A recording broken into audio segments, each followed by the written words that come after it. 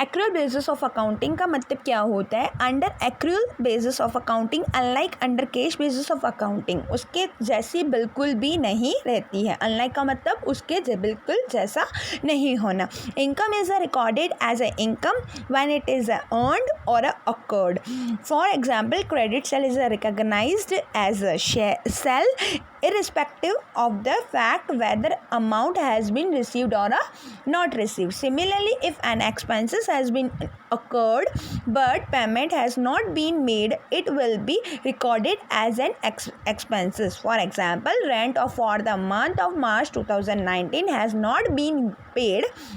It will still be recorded as an expenses because it had become due. ठीक है, मतलब क्या है कि आपकी सेल्स क्या हुई है, क्रेडिट हुई है, आपको उसके बेस पे क्या, क्रेडिट का मतलब क्या होता है, उधार माल बेचा है, दैट मीन्स आपको उसके बिहाफ में कुछ भी कैश रिसीव नहीं हुआ है। That doesn't matters of in accounting system. ठीक है, इस अकाउंटिंग सिस्टम के मुताबिक दैट इज़ नॉट मैटर, वो मैटर नहीं कर रहा है, but this transaction will be happened का मतलब क्या है, वो उस टाइम हुआ है, तो उसके कारण हमको उसकी एंट्री करनी है। ठीक है, और जो खर्चा अभी मुझे चुकाना है, that means due, that will be confirmed कि वी शुड बी पे, वी मस्ट बी पे, हमको उसको पे करना ही है, दैट मीन्स। ठीक है, तो उसको हम क्या बोलते हैं, एक्रूअल बेसिस अकाउंटिंग कहते हैं। Accrual basis concept basis accounting is based on the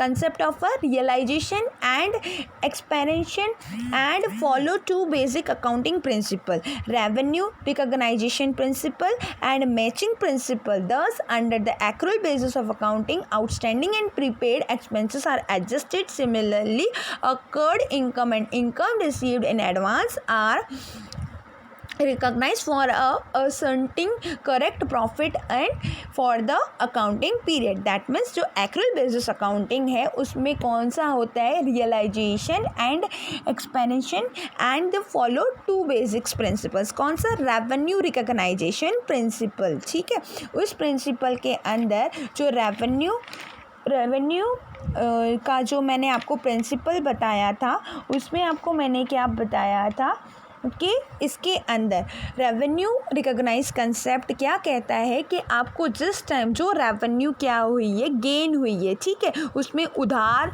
हुआ है, कैश आया या चाहे नहीं आया, that is not matter of that points, है ना, वो मैटर नहीं करता है, बट रेवेन्यू गेन हुआ है आगे या पीछे, उसका कैश तो आएगा या बैंक के थ्रू उसका पैसा आएगा, उसको अपन क्या बोलते हैं, रेवेन्यू रिकॉग्नाइजेशन कंसेप्ट, उसको फॉलो करता है।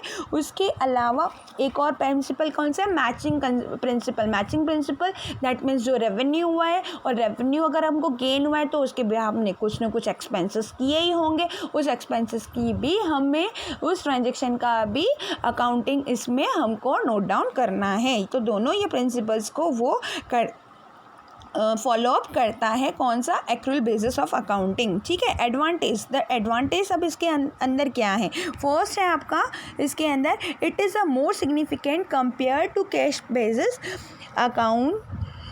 accounting and hence is preferred by accountants. Scientific compared है ना, साइंटिफिक कंपेयर्ड का मतलब जो सैद्धांतिक एंड रूल्स एंड रेगुलेशंस के मुताबिक वो ज़्यादा लोग जो अकाउंटेंट हैं वो क्या करते हैं, प्रिफर्ड करते हैं। क्यों? क्योंकि इसमें ज़्यादा जो प्रॉफिट एंड लॉस जो हमको मिलता है वो बिल्कुल करेक्ट मिलने के इसमें चांसेस रहते हैं। ठीक है, next, this basis of accounting shows a complete picture of a financial transaction of the business as it takes into account the effect of all transactions relating to a period as well as adjustments like outstanding expenses, prepaid expenses, occurred income and income received in advance. That means इसके अंदर कि जितनी भी पूरी financial transactions रहते हैं उनको completely इनको लिया जाता है और हर एक चीज़ का एडजस्टमेंट भी हम इसमें शो करते हैं। एडजस्टमेंट्स के अंदर ये जो तीनों चीज़ें हैं इफ़ेक्ट करती हैं, चारों चीज़ें, ठीक है, वो एडजस्टमेंट भी इसके अंदर लिया जाता है। This basis disclose correct profit and loss particular period and also aspects true financial position for the business of a particular day. जो भी हम इसके अंदर प्रॉफिट एंड लॉस निकालते हैं वो पर्टिकुलर पीरियड यानी कि उस साल में हमको जो प्रॉफिट मिलता है वो एक्यूरेट मिल जाता है। It reflects true profits and loss during the accounting period and therefore has wide acceptability. That means इसमें के अंदर प्रॉफिट सही और लॉसेस सही हम अनुमानित कर सकते हैं या निकाल सकते हैं, इसीलिए पूरा ये क्या है, एक्सेप्टेबिलिटी है। दैट मीन्स हर कोई इसको ज़्यादा एक्सेप्ट कर लेता है।